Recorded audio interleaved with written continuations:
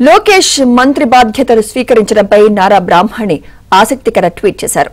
అంతా పల్లెల్లో నుంచి అమెరికా వెళితే అక్కడ చదివి పల్లె గడపల వద్దకు వచ్చి సిమెంట్ రోడ్లతో ఎల్ఈడీ వెలుగులతో వాటి రూపురేఖలు మార్చేశావు.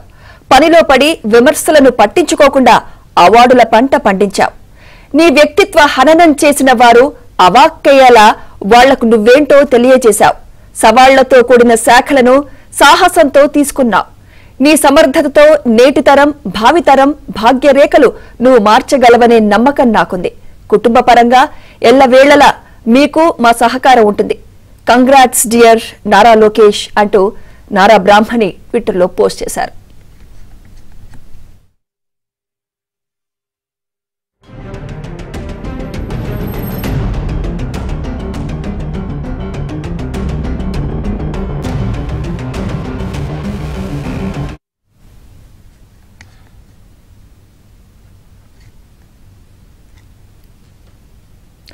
నారా లోకేష్ విజయాన్ని తలుచుకుని సీఎం చంద్రబాబు నాయుడు సతీమణి నారా భువనేశ్వరి భావోద్వేగానికి గురయ్యారు.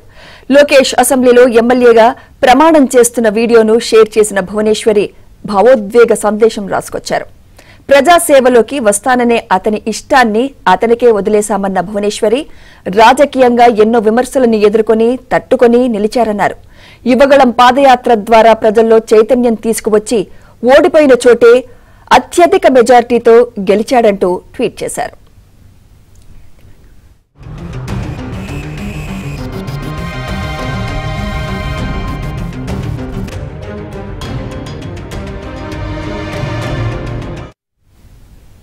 ప్రజాసేవలోకి వస్తాను అనే లోకేష్ ఇష్టాన్ని అతనికే వదిలిపెట్టాం.